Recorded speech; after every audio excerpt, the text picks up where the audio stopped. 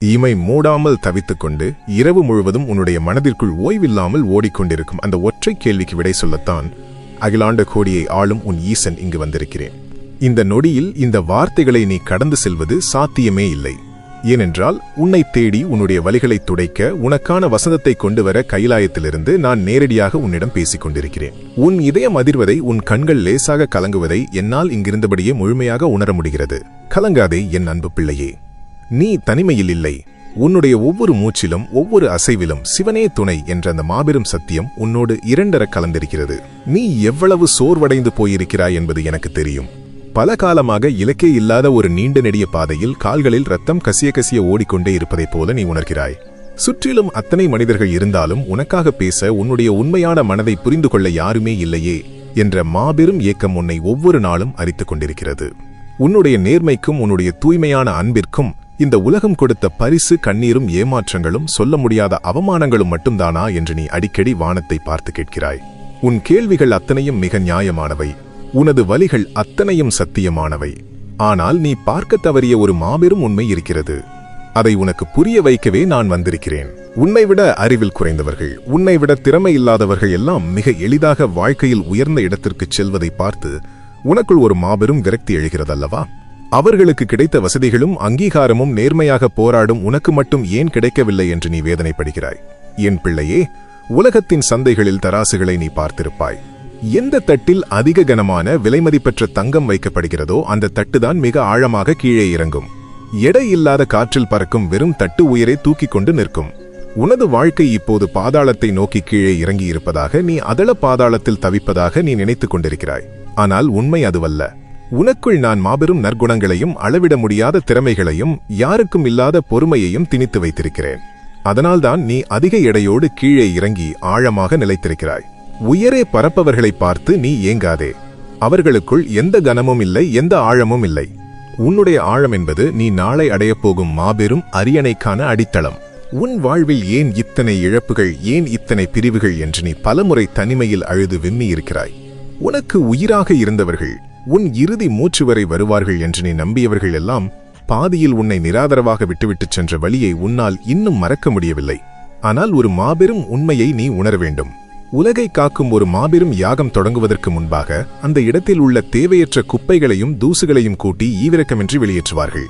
அப்போதுதான் அந்த யாகம் முழுமையான பலனை தரும். உனது வாழ்க்கையில் நான் ஒரு மாபெரும் வசந்தகால யாகத்தை தொடங்கப் போகிறேன். அதற்காகத்தான் உனக்கு தகுதியற்ற மனிதர்களை, உன் அன்பை புரிந்து கொள்ளாதவர்களை, உன்னை ஏமாற்றியவர்களை உன்னை விட்டு நானே விலக்கினேன். அவர்கள் உன்னை விட்டுச் சென்றது இழப்பல்ல, உனக்காக நான் செய்த மாபெரும் தூய்மைப்படுத்தும் பணி. இதை நீ உணரும்போது உனக்குள் இருக்கும் குற்ற உணர்ச்சியும் கவலையும் முற்றிலுமாக அகன்றுவிடும். உனக்கு கிடைத்த அவமானங்களை நினைத்து நீ இன்னும் கூனிக் குறுகிப் போகிறாய்.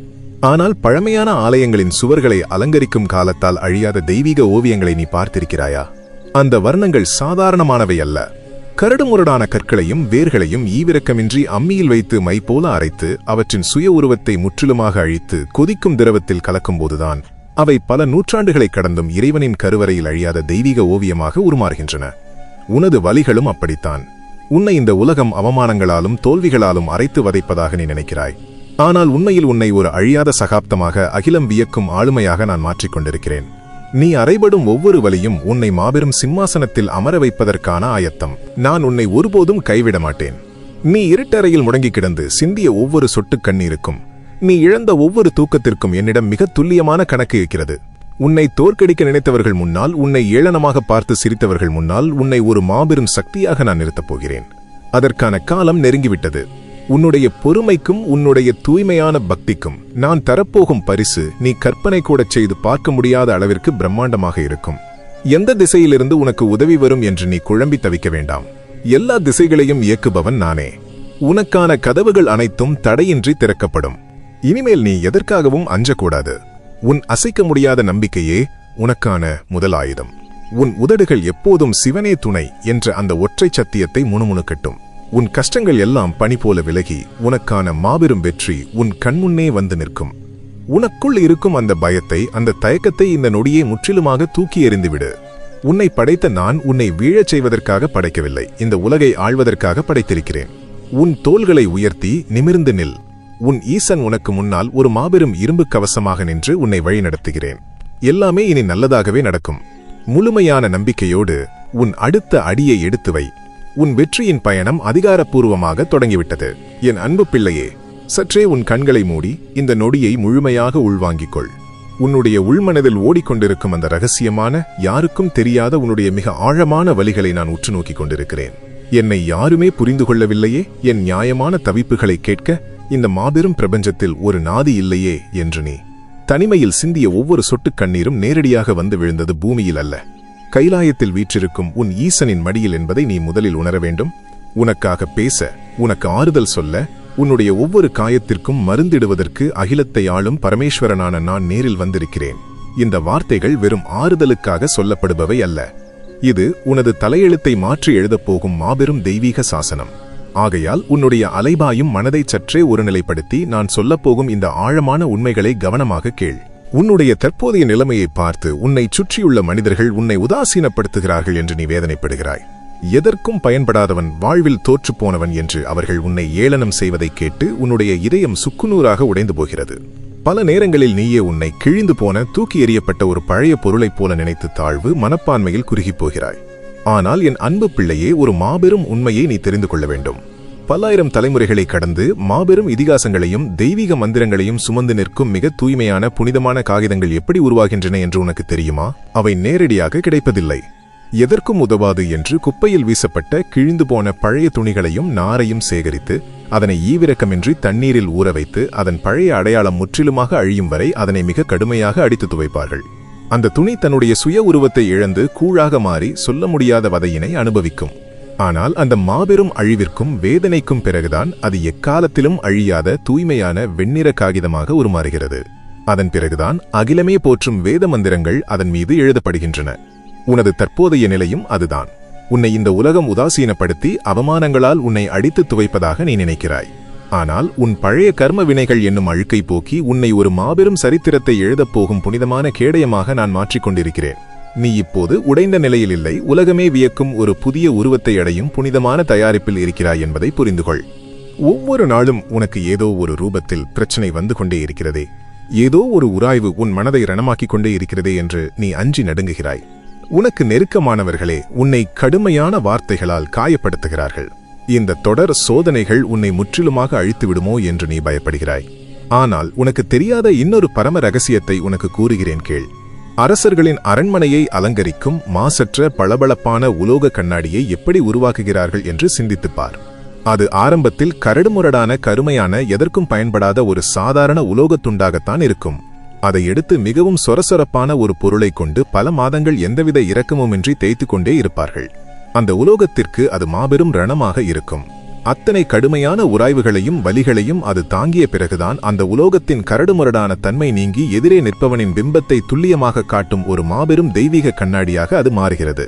உன் வாழ்வில் நீ சந்திக்கும் ஒவ்வொரு பிரச்சனையும், உனக்கு ஏற்படும் ஒவ்வொரு மனக்கசப்பும் அந்த சொரசொரப்பான தேய்தல்தான். உனக்குள் இருக்கும் தேவையற்ற பயங்களையும் மாயைகளையும் அகற்றி என்னுடைய சிவசக்தியை உலகத்திற்கு துல்லியமாக பிரதிபலிக்கும் ஒரு மாபெரும் கண்ணாடியாக உன்னை நான் பட்டை தீட்டிக் கொண்டிருக்கிறேன். உனக்கு ஏற்படும் இந்த வலிகள் உன்னை அழிப்பதற்கான உராய்வு அல்ல, உன்னை சாம்ராஜ்யத்தின் உச்சத்தில் வைக்க நான் செய்யும் புனிதமான தேய்தல். இனி உனக்கு வரும் பிரச்சனைகளைக் கண்டு நீ ஓடி ஒளியாதே. என் ஈசன் என்னை பட்டை தீட்டுகிறார் என்ற அசைக்க முடியாத தைரியத்தோடு நேருக்கு நேர் நின்று எதிர்கொள். குடும்பத்தின் பாரத்தையும் பலவிதமான கடமைகளையும் ஒட்டுமொத்தமாக உன் தோள்களில் சுமந்து கொண்டு பல திசைகளில் நீ இழுக்கப்படுவதாக நீ உணர்கிறாய். என்னை சுற்றியுள்ளவர்கள் என்னை நாலாபுரமும் இழுத்து பீக்கிறார்களே, என் நிம்மதியை குலைக்கிறார்களே என்று நீ தவிக்கிறாய். என் பிள்ளையே, கைத்தறி ராட்டையை நீ பார்த்திருப்பாயா? எந்த வடிவமும் இல்லாத மிக மென்மையான, காற்றில் எளிதில் பறந்துவிடக்கூடிய ஒரு சாதாரண பருத்தியை அந்த ராட்டையில் வைப்பார்கள். பின்பு அதை எந்த இரக்கமுமின்றி பலமாக இழுத்து முறுக்கேற்றி நாலாபுரமும் சுழற்றுவார்கள். அந்த பஞ்சு தன்னை துண்டு துண்டாக கிழிப்பதாக நினைத்து கதரும். ஆனால் அந்த மாபெரும் இழுவைக்கும் முறுக்கலுக்கும் பிறகுதான் காற்றில் பறந்த அந்த பஞ்சு எவராலும் எளிதில் அறுக்க முடியாத மாபெரும் உறுதியான நூலாக மாறுகிறது. அந்த நூலை கொண்டுதான் குளிரிலும் வெயிலிலும் மனிதர்களை காக்கும் ஆடைகள் உருவாகின்றன. உன் சூழ்நிலைகள் உன்னை நாலாபுரமும் இழுத்து முறுக்கேற்றுவது உன்னை அழிப்பதற்காக அல்ல, உன்னுடைய மென்மையான எளிதில் ஏமாறக்கூடிய குணத்தை மாற்றி எப்பேற்பட்ட சவால்களையும் தாங்கி நிற்கும் ஒரு உறுதியான இரும்பு மனிதனாக உன்னை மாற்றுவதற்காகத்தான். உன்னை சுற்றியுள்ளவர்கள் உன்னை சார்ந்திருக்கும் போது நீ ஒருபோதும் பலவீனமாக இருந்துவிடக்கூடாது என்பதற்காகவே நான் உன்னை ராட்டையில் வைத்து முறுக்கேற்றிக் கொண்டிருக்கிறேன். நீ இப்போது அருந்து போகும் பஞ்சு அல்ல, பலரை காக்கப் போகும் அசைக்க முடியாத கவசம். எல்லோருக்கும் ஒரு உதவி கிடைக்கிறது, எல்லோர் வாழ்விலும் ஒரு வெளிச்சம் இருக்கிறது. ஆனால் நான் மட்டும் எந்த ஆதரவுமின்றி காரிருளில் தத்தளித்துக் கொண்டிருக்கிறேனே என்று நீ அடிக்கடி வானத்தை பார்த்து கேட்கிறாய். உனது தனிமையைக் கண்டு நீயே பயப்படுகிறாய். ஆனால் என்னுடைய பிரபஞ்சத்தின் விந்தையை நீ இன்னும் முழுமையாக புரிந்து கொள்ளவில்லை. இந்த மாபெரும் சமுத்திரத்தின் அதல பாதாளத்தை நீ அறிவாயா? அங்கே சூரியனின் ஒரு சிறு ஒளிக்கீற்று கூட செல்ல முடியாது. பல ஆயிரம் அடிகளுக்கு கீழே கடுமையான குளிரிலும் மாபெரும் அழுத்தத்திலும் எவ்வித வெளிச்சமும் இல்லாத காரிருளில் வாழும் உயிரினங்கள் வெளிச்சம் இல்லையே என்று அழுவதில்லை. மாறாக அவை தங்கள் உடலுக்குள்ளேயே ஒரு மாபெரும் வேதியியல் மாற்றத்தை உருவாக்கி தங்களுக்கு தேவையான வெளிச்சத்தை தாங்களே பிரகாசமாக உமிழ்ந்து கொள்கின்றன. காரிருளில்தான் அவற்றின் உண்மையான சுய பிரகாசம் அகிலத்திற்கு தெரிகிறது. நான் உன்னை இந்த தனிமையிலும் வெளிச்சமே இல்லாத காரிருளிலும் தவிக்க விட்டிருப்பது உன்னை குருடாக்குவதற்கு அல்ல. வெளியிலிருந்து வரும் தற்காலிகமான வெளிச்சங்களை நீ நம்பியிருந்தது போதும். உனக்குள்ளேயே ஒரு மாபெரும் தெய்வீக பேரொளி உறங்கிக் கொண்டிருக்கிறது. வெளியுலகத்தின் ஆதரவு அற்றுப்போகும் இந்த மாபெரும் இருட்டில்தான் உனக்குள் இருக்கும் அந்த சுயமான அசைக்க முடியாத திறமை விழித்தெழும். நீ யாருடைய உதவியையும் எதிர்பார்த்து காத்திருக்க கூடாது. நீயே பலருக்கும் வெளிச்சம் தரும் ஒரு மாபெரும் ஒளிப்பிழம்பாக மாறப்போகிறாய். உன்னுடைய இருண்ட காலங்கள்தான் உனது உண்மையான சக்தியை உனக்கே உணர்த்தும் மாபெரும் ஆசான். என் அன்பு பிள்ளையே, இனிமேல் உன் முகத்தில் வாட்டம் இருக்கக்கூடாது. உனக்காக நான் வகுத்து வைத்திருக்கும் பாதை மிக மிக பிரம்மாண்டமானது. நீ இழந்த அனைத்தையும், நீ சிந்திய ஒவ்வொரு சொட்டு கண்ணீருக்கும் பகரமாக மாபெரும் சந்தோஷத்தையும் அசைக்க முடியாத செல்வத்தையும் சமூகத்தில் மாபெரும் அங்கீகாரத்தையும் வட்டியும் முதலுமாக திருப்பித் தரப்போகிறேன். எந்த மனிதர்களின் முன் நீ தலைகுனிந்து நின்றாயோ அதே மனிதர்கள் உன்னுடைய மாபெரும் வளர்ச்சியைக் கண்டு அண்ணாந்து பார்க்கப் போகிறார்கள். உன்னுடைய இதயம் இனி பயத்தால் துடிக்கக்கூடாது, என் மீதான மாபெரும் பக்தியால் மட்டுமே துடிக்க வேண்டும். உன் நாவிலும் உன் உள்ளத்திலும் சிவனே துணை என்னும் தாரக மந்திரம் சதா சர்வகாலமும் ஒலித்துக் கொண்டே இருக்கட்டும். அந்த மாபெரும் மந்திரம் உன்னை சுற்றி ஒரு அசைக்க முடியாத இரும்பு கோட்டையை உருவாக்கும். எந்த மாய சக்தியாலும் எந்த மனிதனின் சூழ்ச்சியாலும் உன்னை இனி ஒரு சிறுமுடி அளவு கூட நெருங்க முடியாது. உன்னுடைய ஒவ்வொரு அடியையும் இனி நான் என் கரங்களை பிடித்து உன்னை வழிநடத்துவேன். உனக்கான வசந்த காலம் தொடங்கிவிட்டது. மாபெரும் வெற்றிக்கான சிம்மாசனம் உனக்காக காத்திருக்கிறது. எந்த சலனமும் இல்லாமல் முழுமையான நம்பிக்கையோடு நிமிர்ந்து நில். நான் இருக்கிறேன் உனக்காக, எந்நேரமும் எக்காலத்திலும். எல்லாமே இனி நல்லதாகவே நடக்கும். உன் மனதின் ஆழத்தில் எரியும் அந்த நெருப்பை, உன்னை வாட்டி வதைக்கும் அந்த தவிப்பை என்னால் முழுமையாக உணர முடிகிறது. ஒவ்வொரு முறையும் நீ நம்பிக்கையோடு ஒரு சிறு அடியை முன்னோக்கி எடுத்து வைக்கும் போதும் வாழ்க்கை உன்னை மிக கொடூரமாக பல அடிகள் பின்னோக்கி இழுத்து வீசுகிறதே என்ற மாபெரும் விரக்தி உன்னை சூழ்ந்திருக்கிறது. நான் என்ன பாவம் செய்தேன்? ஏன் எனக்கு மட்டும் இந்த தொடர் சறுக்கல்கள்? நான் எப்போதுதான் என் இலக்கை அடைவது என்று நீ உடைந்த குரலில் கேட்பது நேராக என் செவிகளை வந்து அடைகிறது. என் உயிரான பிள்ளையே, உன்னுடைய ஈசனான நான் உனக்கு உணர்த்த நினைக்கும் மாபெரும் சத்தியத்தை இப்போது மிக கூர்மையாக கவனி. எந்த சலனமுமின்றி உன் மனதை நிலைநிறுத்தி நான் கூறுவதை கேள். ஒரு மாபெரும் வீரன் தன் கையில் உள்ள வில்லை கொண்டு மிக தொலைவில் உள்ள ஒரு இலக்கை வீழ்த்த நினைக்கும் போது அவன் அம்பை அப்படியே சாதாரணமாக முன்னோக்கி தள்ளிவிட மாட்டான். மாறாக அந்த நாணை எவ்வளவு முடியுமோ அவ்வளவு தூரம் தன் முழு பலத்தையும் திரட்டி பின்னோக்கித்தான் இழுப்பான். அந்த அம்பு பின்னோக்கி செல்லும் அந்த நொடிகள் அது அடைந்த சறுக்கல் அல்ல, அது அந்த அம்பின் தோல்வியும் அல்ல. அது அசுர வேகத்தில் பாய்ந்து சென்று தன் இலக்கை சுக்குநூறாக உடைப்பதற்கான மாபெரும் ஆயத்தம். உன்னுடைய வாழ்க்கையில் நீ சந்தித்த வறுமையும் தோல்விகளும், உன்னை தரையோடு தரையாக அழுத்திய பின்னடைவுகளும் உன்னை வீழ்த்துவதற்காக வந்தவையல்ல. உன்னை இந்த உலகத்தின் உச்சிக்கு அசுர வேகத்தில் செலுத்துவதற்காக நானே உன்னை பின்னோக்கி இழுத்து வைத்திருக்கிறேன். அந்த நான் என் கைகளில் இருக்கிறது. நீ பாயப்போகும் வேகம் இந்த அகிலத்தையே அதிரச் செய்யும் என்பதை நீ விரைவில் உணர்வாய். நான் சிந்திய வியர்வைக்கும் என் நேர்மையான உழைப்பிற்கும் எந்த மதிப்பும் இல்லையே. என் உழைப்பை மற்றவர்கள் திருடிச் சென்று மாபெரும் பெயர் வாங்கிக் கொள்கிறார்களே என்று நீ தனிமையில் கண்ணீர் வடிக்கிறாய். உனக்கு கிடைக்க வேண்டிய அங்கீகாரத்தை வஞ்சகர்கள் அபகரித்து விட்டதாக நீ வேதனைப்படுகிறாய். ஒரு பட்டு நெசவாளியை உன் மனக்கண்ணில் நினைத்துப்பார். தன் விரல்களிலிருந்து ரத்தம் கசிய கசிய பகல் இரவு பாராமல் பல மாதங்களாக அவன் நெய்த ஒரு மாபெரும் தெய்வீக பட்டாடையை வேறொருவன் தந்திரமாக திருடிச் சென்று இது நான் உருவாக்கியது என்று அரசனின் சபையில் மார்தட்டிக் கொள்ளலாம். அந்த திருடனுக்கு தற்காலிகமான பரிசுகளும் கூட கிடைக்கலாம். ஆனால் அந்த நெசவாளியிடம் இருக்கும் அந்த ஒப்பற்ற திறமையை, அந்த மாபெரும் கலையை அந்த திருடனால் ஒருபோதும் திருட முடியாது. உன்னுடைய உழைப்பையும் உன்னுடைய நற்குணங்களையும் மற்றவர்கள் அபகரித்துக் கொண்டிருக்கலாம்.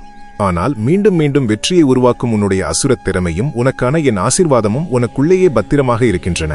உனக்கான மாபெரும் சாம்ராஜ்யத்தை நீயே உன் கைகளால் உருவாக்குவாய். அதை எவனாலும் நெருங்கக்கூட முடியாது. பணக்கஷ்டமும் வறுமையும் உன்னை ஈவிரக்கமின்றி இடித்து நசுக்குகிறதே என்று நீ ஒவ்வொரு நாளும் துடிக்கிறாய். அன்றாட தேவைகளை கூட பூர்த்தி செய்ய முடியாமல் தவிக்கும் இந்த நிலைமை எப்போது மாறும் என்று நீ ஏங்குகிறாய். மாபெரும் சிவாலயங்களின் ராஜகோபுரங்களை அலங்கரிக்கும் அந்த பிரம்மாண்டமான சுதை சிற்பங்களை நீ பார்த்திருக்கிறாயா? அந்த சிற்பங்கள் சாதாரண கல்லால் ஆனவை அல்ல. கரடுமுரடான சுண்ணாம்பும் மணலும் கொதிக்கும் நீரில் ஊற வைக்கப்பட்டு முரட்டு மர உலக்கையால் எந்தவித இரக்கமுமின்றி இடித்து பிசையப்படும். அந்த சுண்ணாம்பு தன்னை ஈவிரக்கமின்றி நசுக்குகிறார்களே என்று கதரும். ஆனால் அப்படி வலிக்க இடிக்கப்பட்டால்தான் அது கோபுரத்தின் உச்சியில் அமரும் மாபெரும் சுதை சிற்பமாக காலத்தால் அழியாத கலையாக மாறும். வறுமையின் வலியை தாங்கியவர்களால்தான், அவமானங்களை சகித்துக் கொண்டவர்களால்தான் நாளை வரப்போகும் மாபெரும் செல்வத்தை நிர்வகித்து அகிலத்தின் உச்சியில் அமர முடியும். உன்னை நான் நசுக்கவில்லை, கோபுர கலசத்திற்கு நிகராக உன்னை உயர்த்திக் கொண்டிருக்கிறேன் என்பதை நீ உணர வேண்டும். உனக்கான வசந்தம் எப்போது வரும், உன் வறுமை எப்போது தீரும் என்று நீ பெருமூச்சு விடுகிறாய். சுட்டெரிக்கும் கொடிய பாலைவனத்தில் தொண்டை வறண்டு துடிதுடிக்கும் ஒருவனுக்கு அந்த மாபெரும் மணல்வெளிக்கு நடுவே சற்றும் எதிர்பாராத நேரத்தில் ஒரு வற்றாத மாபெரும் அமிர்த கிணறு தோன்றினால் அவனுக்கு எப்படி இருக்கும்? அப்படித்தான் உன்னுடைய தற்போதைய வறுமையைப் போக்க உனக்காக நான் திறக்கப் போகும் மாபெரும் செல்வப் பெட்டகம் அமையப் போகிறது. நீ கொஞ்சமும் எதிர்பாராத திசையிலிருந்து நீ கற்பனை கூடச் செய்து பார்க்க முடியாத அளவிற்கு புதிய வாய்ப்புகளும் மாபெரும் செல்வமும் உன்னை தேடி வரப்போகிறது. இது வழக்கம்போல் நான் காணும் பகல் கனவா என்று உன் மனம் உன்னை சந்தேகப்பட வைக்கும். ஆனால் எந்த சந்தேகமும் இல்லாமல் இந்த மாபெரும் மரத்தை இரு கரங்கள் நீட்டி ஏற்றுக்கொள். உனக்காகவே கைலாயத்திலிருந்து அது அனுப்பி வைக்கப்படுகிறது. நீ யாருக்கும் எந்த பயனுமின்றி முடங்கி கிடப்பதாக உன்னை நீயே தாழ்த்திக் கொள்கிறாய். ஆனால் இருண்ட கடலின் அதல பாதாளத்தில் கிடக்கும் அரிய வலம்புரிச் சங்கை உலக மக்கள் எளிதில் பார்த்துவிட முடியாது. பல காலம் அது அந்த இருண்ட சமுத்திரத்தின் அடியில்தான் எவ்வித சலனமுமின்றி அமைதியாக கிடக்கும். ஆனால் சரியான காலம் வரும்போது பிரளய நேரத்தில் அதை என் திருக்கரங்களில் எடுத்து நான் திருவாய் மலர்ந்து ஊதுவேன். அப்போது அதிலிருந்து எழும் ஓங்காரநாதம் அகிலத்தையே அதிரச் செய்யும். நீயும் அந்த வலம்புரிச் சங்குதான். உன்னை நான் சாதாரண காரியங்களுக்காக படைக்கவில்லை. யாருக்கும் பயன்படாமல் இருட்டடிக்கப்பட்ட நீ பிரபஞ்சத்தை எழுப்ப நான் பயன்படுத்தப் போகும் மாபெரும் கருவி. உனக்கான காலம் இப்போது கனிந்துவிட்டது. நீ உலகறிய ஒலிக்கப் போகும் அந்த மாபெரும் நேரம் வந்துவிட்டது. உன்னைச் சுற்றி எத்தனையோ சலசலப்புகள், உன்னை அச்சுறுத்தும் எத்தனையோ புயல்கள். இவை அனைத்தையும் கண்டு நீ பயந்து நடுங்குகிறாய். ஆனால் நடுக்கடலில் வீசப்படும் ஒரு மாபெரும் இரும்பு நங்கூரத்தை நினைத்துப்பார். கடலின் மேற்பரப்பில் எவ்வளவு பெரிய சீற்றம் வந்தாலும், எவ்வளவு கொடிய புயல் வீசினாலும் பாதாளத்தில் ஆழமாக பதிந்திருக்கும் அந்த நங்கூரம் ஒரு சிறு துளி கூட அசையாது. அத்தனை பெரிய கப்பலையே அது ஒற்றையாளாக தாங்கி பிடிக்கும். உன்னுடைய மனதையும் நான் இப்போது அந்த நங்கூரத்தைப் போலத்தான் இரும்பாக மாற்றிக் கொண்டிருக்கிறேன். எத்தனை மாயத்தடைகள் வந்தாலும், எத்தனை வஞ்சகர்கள் உனக்கு எதிராக சூழ்ச்சி செய்தாலும் உன் மனம் அசைக்க முடியாத பலத்தோடு இருக்கும். இறுதியாக ஒரு மாபெரும் ரகசியத்தை உனக்கு சொல்கிறேன். வானத்திலிருந்து விழும் ஒரு சிறு நீர்த்துளி சுட்டெரிக்கும் பாறையில் விழுந்தால் அடுத்த நொடியே கருகி ஆவியாகிவிடும். ஆனால் அதே நீர்த்துளி மாபெரும் சமுத்திரத்தில் விழுந்து அதோடு முழுமையாக கலந்துவிட்டால் அந்த நீர்த்துளியை உலகத்தின் எந்த சக்தியாலும் அழிக்க முடியாது. அதுவே சமுத்திரமாக மாறிவிடும். நீ தனித்து விடப்பட்டதாக நினைத்து தவிக்காதே. உன்னுடைய அத்தனை பாரங்களையும் அத்தனை கவலைகளையும் என்னிடம் முழுமையாக ஒப்படைத்துவிட்டு என்னோடு கலந்துவிடு. ஈசனின் பேரருளோடு உன்னுடைய ஆத்மா முழுமையாக கலக்கும்போது நீயும் எவராலும் வீழ்த்த முடியாத அசுரபலத்தை பெறுவாய். என் அன்பு பிள்ளையே, சிவனே துணை என்ற இந்த தாரக மந்திரம் உன்னை கவசமாக பாதுகாக்கும். உனக்கு எதிராக பின்னப்பட்ட அத்தனை சூழ்ச்சி வலைகளையும் என் ஒற்றை பார்வையில் நான் சுட்டெரித்து விட்டேன். இனி உன் பாதையில் எந்த முட்களும் இருக்காது. நிமிர்ந்து நட உனக்கான நேரம் அதிகாரப்பூர்வமாக தொடங்கிவிட்டது. உன் முகத்தில் மலரும் அந்த புன்னகையை நான் பார்க்கிறேன். இதே புன்னகையோடு உன் புதிய பயணத்தை தொடங்கு. நான் எந்நேரமும் உனக்குள்ளேயே வீற்றிருக்கிறேன். என் அன்பு பிள்ளையே, சோர்வடைந்து தவிக்கும் உன் கண்களை ஒருமுறை நேராக திருப்பி என்னை பார். நாவணுகளுக்குப் பின்னால் இந்த உலகம் உன்னை காணாத நேரங்களில் நீ அனுபவிக்கும் அந்த இருண்ட தனிமையையும் உன் நெஞ்சை அடைக்கும் அந்த விவரிக்க முடியாத பெருவலியையும் நான் அறிவேன். என் உடலிலும் மனதிலும் இனி ஒரு சிறு அடியை எடுத்து வைக்கக்கூட தெம்பு இல்லையே, ஒட்டுமொத்த சக்தியும் என்னை விட்டு வடிந்துவிட்டதே என்று நீ உனக்குள் கதரும் அந்த ஓசை இந்த அகிலத்தை ஆளும் ஈசனின் செவிகளில் பேரொலியாக ஒலிக்கிறது. உனது ஒவ்வொரு மூச்சும் வலியால் கனத்திருப்பதை நான் உணர்கிறேன். ஆனால் நீ இப்போது அடைந்திருப்பது முடிவல்ல. இது ஒரு மாபெரும் தொடக்கத்திற்கான புனிதமான ஓய்வு. உன்னை ஆசுவாசப்படுத்திக் கொள்ள உன் களைப்பை தீர்க்க என் மடியை உனக்காக விரித்து வைத்திருக்கிறேன். அமைதியாக நான் கூறுவதைக் கேள். பழைய நோய்களாலும் நாளுக்கு நாள் அதிகரிக்கும் மன அழுத்தத்தாலும் உன்னுடைய உடல் உருக்குலைந்து போய்விட்டதே என்று நீ கண்ணீர் வடிக்கிறாய். உனது பழைய கம்பீரமும் அந்தச் சுறுசுறுப்பும் எங்கே போனது என்று உன்னை நீயே கேட்டுக்கொள்கிறாய். அடர்ந்த வனத்தில் வாழும் மாபெரும் சர்பத்தை உன் மனக்கண்ணில் நினைத்துப்பார். ஒரு குறிப்பிட்ட காலம் வரும்போது அந்த சர்பத்தின் பழைய தோல் வறண்டு சுருங்கி அதன் அசைவையே தடுத்துவிடும். அப்போது அது ஒரு இருண்ட புதருக்குள் சென்று தன்னைத்தானே சுருட்டிக் கொண்டு எந்த உணவும் இன்றி பல நாட்கள் கடுமையான தனிமையில் கிடக்கும். உலகத்தின் கண்களுக்கு அது செத்துவிட்டதைப் போல தோன்றும். ஆனால் அந்த வேதனையான நாட்களுக்குப் பிறகு தன் உடலை இறுக்கிப் பிடித்துள்ள அந்த பழைய தோலை ஈவிரக்கமின்றி உரித்து எரிந்துவிட்டு அசுரபலத்தோடும் புதிய பளபளப்போடும் அது சீறி வீறு கொண்டு எழும். உன்னுடைய தற்போதைய தனிமையும் சோர்வும் அந்த பழைய தோலை உரிப்பதற்கான காலம்தான். உன்னை வாட்டிய நோய்களும் மன உளைச்சல்களும் உன்னை விட்டு நிரந்தரமாக உதிரப்போகின்றன. நீ இழந்த பொலிவையும் அசுரபலத்தையும் நான் உனக்கு மீண்டும் தரப்போகிறேன். என் மீது மட்டும் ஏன் இவ்வளவு மாபெரும் அழுத்தங்கள்? என்னால் தாங்க முடியாத அளவிற்கு துன்பங்கள் என்னை ஏன் நசுக்குகின்றன என்று நீ புலம்புகிறாய். உன்னைச் சுற்றியுள்ள பிரச்சனைகள் உன்னை மூச்சுத் திணறச் செய்வதாக நீ அஞ்சுகிறாய்.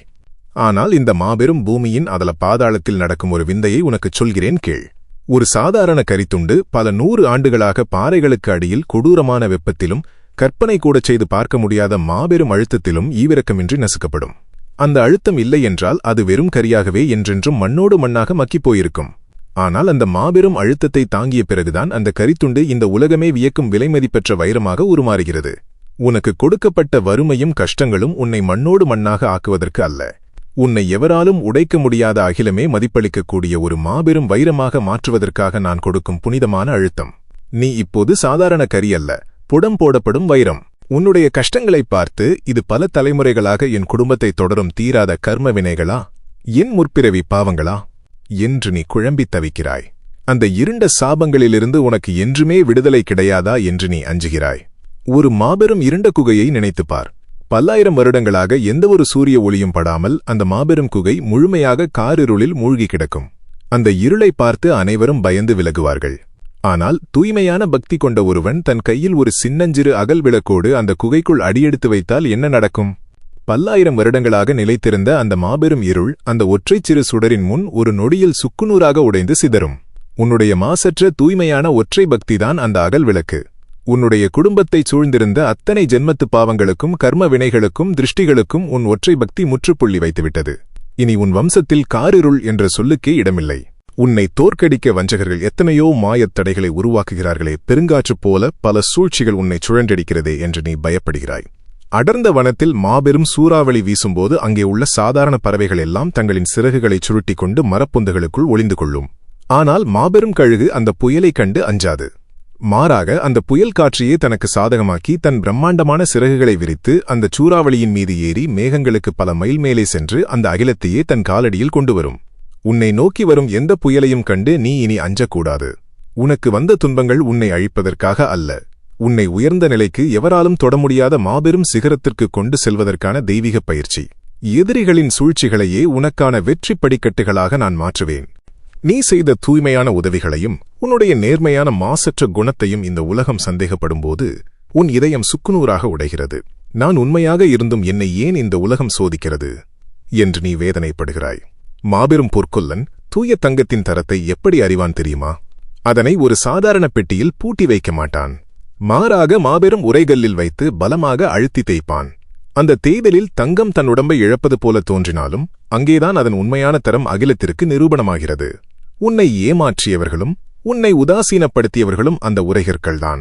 அவர்கள் உன்னை உரசிப் பார்ப்பதன் மூலம் உன்னுடைய தூய்மையான குணத்தை இந்த அகிலத்திற்கு நானே நிரூபித்துக் கொண்டிருக்கிறேன். என் அன்பு பிள்ளையே, இருள் விலகும் நேரம் வந்துவிட்டது. உனது வேதனைகள் அனைத்தும் இன்றோடு முடிவுக்கு வந்துவிட்டன. உனக்காக நான் அனுப்பியுள்ள இந்த வார்த்தைகள் வெறும் காற்றில் கலக்கும் ஒலிகள் அல்ல. உனது உயிரோடு இரண்டர கலந்து உனக்கு மாபெரும் வெற்றியை தேடித்தரப்போகும் அஸ்திரங்கள். நீ இனி தனிமையில் இல்லை. சிவனே துணை என்னும் அந்த மாபெரும் கவசம் உன்னைச் சுற்றிலும் ஒரு இரும்பு கோட்டையாக எழுந்து நிற்கிறது. எந்த சக்தியாலும் இனி உன்னை வீழ்த்த முடியாது. உனக்கான அரியணை தயாராகிவிட்டது. எந்த கவலையும் இன்றி முழுமையான தைரியத்தோடு நிமிர்ந்து நில். நான் உன்னோடு இருக்கிறேன். எல்லாமே இனி நல்லதாகவே நடக்கும். என் அன்பு பிள்ளையே, உன்னுடைய ஈசனின் இந்த நெடிய உரையாடலின் மாபெரும் இறுதித் தருணத்தை நாம் நெருங்கிவிட்டோம்.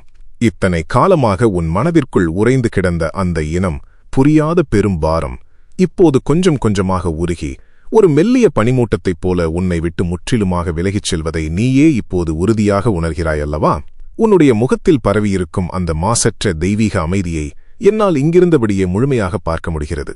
இத்தனை காலப் போராட்டங்களுக்குப் பிறகு எல்லாமே முடிந்துவிட்டது, இனி எனக்கான எந்த வழியும் இல்லை என்று நீ நினைத்த அந்த இறுதி விளிம்பில்தான் அகிலத்தை ஆளும் உன் ஈசனான நான் உனக்காக புதிய சாம்ராஜ்யத்தின் கதவுகளை திறக்க வந்திருக்கிறேன்.